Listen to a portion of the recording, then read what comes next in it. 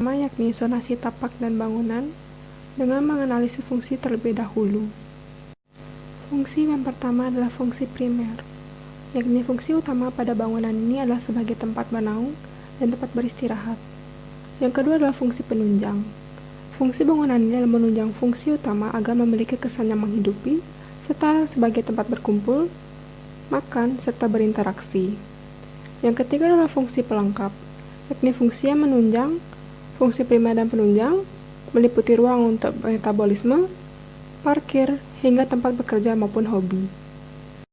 Kemudian lanjutkan dengan kebutuhan ruang, yakni yang pertama adalah aktivitas beristirahat yang meliputi ruang kamar tidur utama, kamar tidur anak pertama, serta kamar tidur anak kedua dengan sifat ruang yakni privat.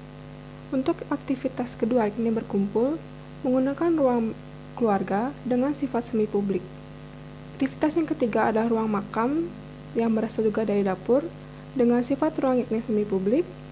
Aktivitas keempat yang berinteraksi dengan ruang menggunakan ruang tamu dengan sifat ruang publik.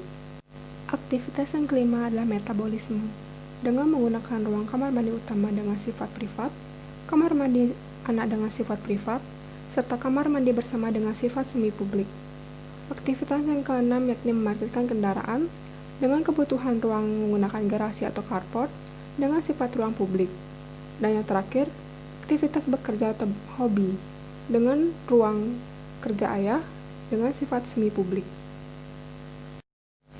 Zonasi pada tapak dimulai dengan mengorganisasi ruang yang terbagi menjadi 3 zona, yakni zona privat, zona semi publik, dan zona publik yang didapatkan dari kebutuhan ruang. Setelah melakukan organisasi ruang, maka pensandingan dipindahkan menuju tapak. Kemudian pengorganisasian tapak memperlihatkan bahwa zona privat berada pada bagian atas dengan kebisingan paling rendah. Di bawahnya terdapat zona semi publik, yang paling bawah adalah zona publik dengan tingkat kebisingan paling tinggi karena berdekatan dengan jalan. Setelah pengorganisasian ruang berhasil dilakukan, maka dibentuklah susunan massa ruang yang menghasilkan block plan. Setelah block plan terbentuk pada tapak, maka dibentuklah dalam bentuk 3 dimensi agar hasil block plan dapat direalisasikan pada tapak untuk mendapatkan bayangan bentuk massa. Yang kedua adalah orientasi dan bentuk massa. Orientasi massa bangunan. Terlihat aksonometri lingkungan tapak, di mana tapak dikelilingi oleh rumah tetangga serta lahan kosong. Dengan input, site berbatasan dengan rumah tetangga pada arah utara dan arah barat, serta lahan kosong pada arah timur dan selatan dengan satu akses jalan, yakni Jalan Prof. Mohyamin 4. Kemudian potensi yang dimiliki oleh tapak. Walaupun hanya memiliki satu akses view, namun fasad di rumah tetangga memberikan nuansa view yang beragam serta apik. Kemudian permasalahan pada tapak, terdapat 3 view pada arah utara, barat, dan timur yang memberikan hadangan pada tapak sehingga tidak bisa digunakan secara optimal. Sehingga output untuk tapak, orientasi massa bangunan menghadap ke arah selatan dengan view fasad rumah tetangga serta akses jalan satu-satunya. Kemudian untuk bentuk massa, zoning pada tapak berdasarkan hasil analisis tapak yang melalui analisis kebisingan, view, serta regulasi. Dengan yang pertama area privat dengan tingkat kebisingan rendah, area semi publik dengan tingkat kebisingan sedang, serta area publik dengan tingkat kebisingan yang sangat tinggi. Dilanjutkan dengan bagian kedua, yakni area privat digunakan untuk area terbangun, area semi publik dapat digunakan untuk taman, relaksasi, hingga hobi, serta area dengan kebisingan tinggi atau publik digunakan sebagai area depan sekaligus juga untuk taman. Untuk bagian yang ketiga, dilakukan proses cut and fill pada area massa terbangun untuk mendapatkan bentuk atau massa bangunan yang diinginkan. Untuk bagian keempat menunjukkan terbentuknya bentuk dasar yang sudah terbangun untuk bangunan yang menerapkan koefisien dasar bangunan sebesar 40% dari luas site. Bagian kelima memperlihatkan bahwa dilakukannya proses cut and fill yang kedua kalinya yang menyesuaikan dengan konsep perancangan morfologi dengan tema 2 hal yang berlainan arah yang terinspirasi dari pekerjaan sang ayah sebagai seorang novelis. Bagan bentuk masa bangunan yang terakhir adalah bentuk final untuk masa bangunan yang sudah dilakukan proses cut and fill sebanyak 2 kali, sudah menerapkan koefisien dasar bangunan, serta menerapkan konsep perancangan.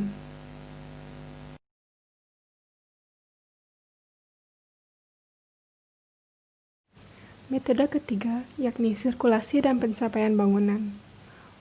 Sirkulasi kendaraan, di mana input data Jalan Prof. Muhyamin 4 memiliki ukuran lebar jalan sebesar 3 meter, di mana jalan ini mampu untuk dilalui oleh kendaraan bermotor, baik roda 2 maupun roda 4, yang bersifat 2 arah, sehingga output dapat didapatkan. Dikarenakan kemudahan akses dan arah haluan, maka sirkulasi kendaraan bisa langsung mengakses menuju carport atau garasi sesuai dengan desain bangunan. Sirkulasi pejalan kaki pada site bisa dibagi menjadi 2 haluan. Yang pertama bisa melalui arah samping atau arah timur site, di mana sirkulasi pejalan kaki yang dapat diakses melalui arah timur merupakan area taman dan akses berupa jalan setapak yang bermotif batu alam dengan dihiasi oleh taman serta kolam pada area pinggir-pinggirnya. Sedangkan haluan yang kedua bisa langsung melalui angkul-angkul sedari carport sehingga lebih dekat dan lebih fleksibel untuk sirkulasi civitas. Pencapaian bangunan pada area site bisa dibagi menjadi 5 poin. Yang pertama adalah poin angkul-angkul. Angkul-angkul merupakan pembatasan di antara area publik menuju area dalam. Yang kedua adalah pintu utama dengan akses langsung ke dalam bangunan dengan motif 2 pintu atau 2 daun pintu. Yang ketiga adalah pintu samping, di mana pintu samping umum digunakan apabila terdapat tamu pada area ruang tamu. Yang keempat adalah pintu belakang, di mana akses yang terhubung dengan lorong, sehingga mudah mencapai ruang dalam. Sedangkan yang kelima adalah decking kayu, yang merupakan area tambahan, teras dengan material dari kayu. Tampilan dan titik tangkap bangunan. Untuk bagian titik tangkap pada site, terdapat 4 focal point yang bisa dijadikan titik tangkap. Yang pertama adalah area kolam renang, di mana area kolam renang merupakan focal point yang bisa diakses dari ruang tidur utama, kamar mandi utama, ruang keluarga dan ruang makan, serta dapur. Di mana area kolam renang merupakan sarana relaksasi yang memberikan nuansa kesegaran pada area di sekitarnya, sehingga mudah diakses dari dalam bangunan.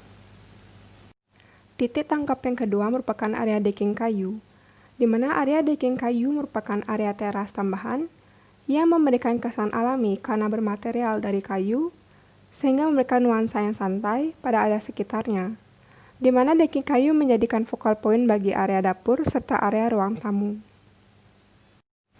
Titik tangkap yang ketiga adalah angkul-angkul.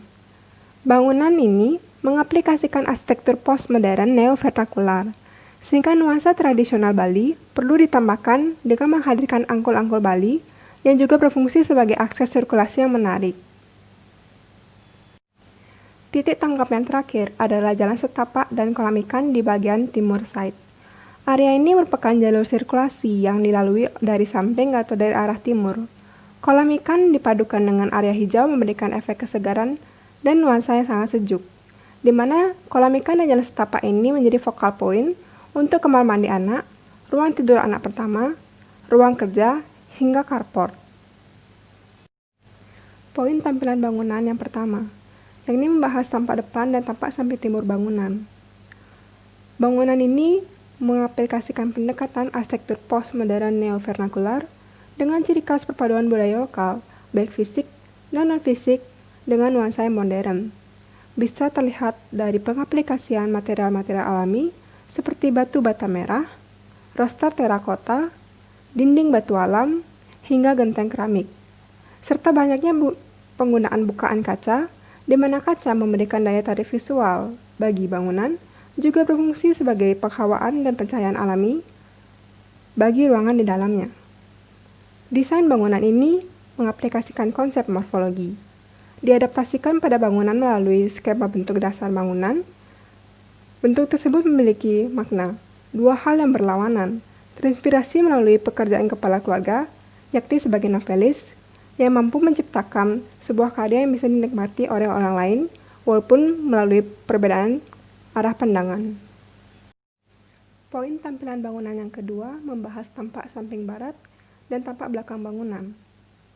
Pada kedua tampak ini, poin tampilan bangunan yang kedua membahas tampak samping dan tampak belakang bangunan. Hadirnya rooftop sebagai salah satu focal point pada tampak ini dengan batasan menggunakan railing kayu yang menyatu dengan unsur lokal bangunan lainnya. Perataan penggunaan material lokal terlihat dari penggunaan material alami pada elemen atas dan elemen samping bangunan yang mencerminkan pendekatan neo-vernakular. Terlihat dari penggunaan pasangan batu alam, roster terakota, serta genteng keramik dengan tipe yang flat.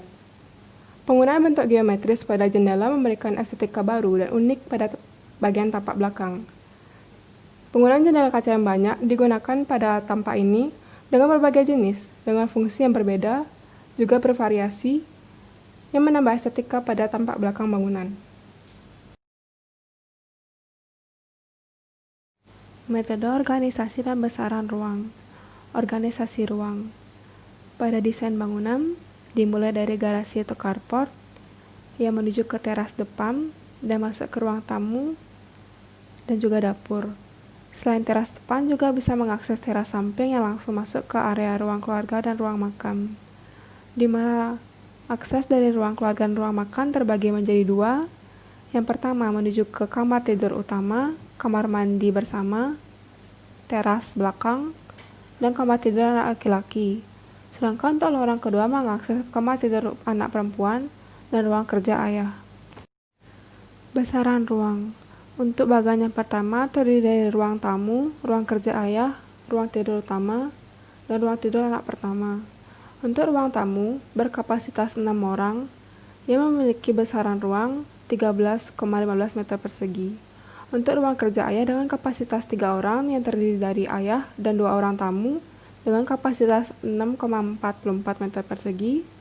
Ruang tidur utama yang didiami oleh orang tua dengan kapasitas 2 orang dengan besaran ruang 12,25 meter persegi, dan untuk ruang tidur anak pertama yang dihuni oleh anak pertama memiliki kapasitas ruang 9,86 meter persegi. Pada bagian besaran ruang yang kedua terdapat ruang tidur anak kedua, ruang keluarga, dapur, kamar mandi pertama, dan kamar mandi kedua, di mana ruang tidur anak kedua dengan kapasitas 1 orang memiliki besaran ruang 9,77 meter persegi, ruang keluarga dengan kapasitas 4 orang dengan luasan besaran ruang 13,68 meter persegi, dapur dengan kapasitas 4 orang memiliki luasan 9,32 meter persegi, kamar mandi dengan total besaran ruang 2,69 dengan total luas kamar mandi kedua yang sama, yakni 2,69 meter persegi. Untuk bagian besaran ruang yang ketiga terdapat garasi untuk kapasitas parkir keluarga dan tamu dengan total luas 18,68 meter persegi. Juga terdapat teras dengan total luasan 4,51 meter persegi sehingga didapat total besaran ruang sebesar 119 meter persegi. Metode sirkulasi dalam bangunan dibagi menjadi 4 poin pembahasan. Yang pertama, sirkulasi ruang, di mana sirkulasi ruang diperuntukkan untuk keempat golongan civitas. Yang pertama adalah penghuni rumah, kerabat atau sanak keluarga, tamu, dan layanan penyedia jasa. Poin pembahasan kedua yakni jenis dan pola sirkulasi. Pola sirkulasi dalam desain rumah ini menggunakan pola radial, dengan tujuan menciptakan celah di antara ruang privat dan semi publik, serta menjaga privasi ruang privat. Poin pembahasan ketiga dalam sirkulasi ini merupakan sirkulasi horizontal. Sirkulasi horizontal pada desain bangunan terdiri dari lorong-lorong yang memiliki beragam fungsi dan ujung, dengan lebar lorong 1 meter hingga 1,2 meter. Lorong yang pertama merupakan lorong arah utara. Lorong ini berujung pada pintu belakang yang melewati kawasan privat, yakni kamar tidur utama dan kamar tidur anak kedua. Yang kedua adalah lorong arah timur. Lorong ini memisahkan ruang tidur anak dan ruang kerja. Poin pembahasan keempat yakni sirkulasi vertikal. Sirkulasi vertikal pada desain bangunan terbagi menjadi 2, yakni anak tangga dan tangga linear. Penggunaan anak tangga Pada desain berfungsi sebagai sirkulasi memperhatikan kondisi iklim wilayah setempat. Sedangkan fungsi tangga linear merupakan satu-satunya akses menuju bagian rooftop. Metode sistem, struktur, dan konstruksi pada desain bangunan. Yang pertama merupakan upper struktur. Rangka atap pada bangunan ini menggunakan rangka kayu yang diekspos untuk memberikan nuansa ruang yang alami, dengan material plafon yang menggunakan lambi sering, dan material penutup atap menggunakan genteng keramik. Bagian yang kedua merupakan substruktur. Desain bangunan rumah tinggal ini merupakan bangunan lantai 1, sehingga digunakannya pondasi menerus untuk desain bangunan. Metode sistem utilitas, mekanikal, dan elektrikal. Sistem kelistrikan. Sistem kelistrikan untuk bangunan berasal dari PLN yang terdapat dari tiang listrik di arah selatan site, dengan pendistribusian dari tiang listrik menuju ke meteran PLN yang terletak di area garasi atau carport, yang mendistribusikan aliran melalui panel distribusi atau panel MCB. Dari panel MCB akan mendistribusikan kepada ruang-ruang yang membutuhkan. Sistem penataan lampu. Sistem penataan lampu pada bangunan tersebar melalui titik-titik lampu yang terlihat pada gambar, di mana terdapat jenis lampu pada desain rumah ini yang menggunakan dua tipe, yakni lampu gantung dan lampu downlight. Area dengan tanda titik merupakan area dengan plafon yang terekspos, sehingga penggunaan lampu diperbanyak untuk memaksimalkan pencahayaan buatan. Sistem utilitas plumbing. Sistem drainase atau pembuangan air kotor pada desain ini menggunakan 3 jenis pipa, yaitu pipa persil 4 inch yang diperuntukkan untuk dari toilet, pipa persil 3 inch yang diperuntukkan dari shower, wastafel, dan floor drain, dan pipa persil 3 inch yang dikhususkan untuk pembuangan minyak yang berasal dari wastafel area dapur.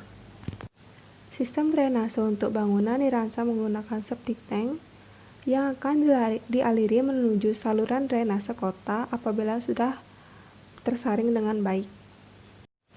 Sistem air bersih pada desain bangunan menggunakan 2 jenis pipa, yakni pipa persil 1 inch dan pipa persil setengah inch.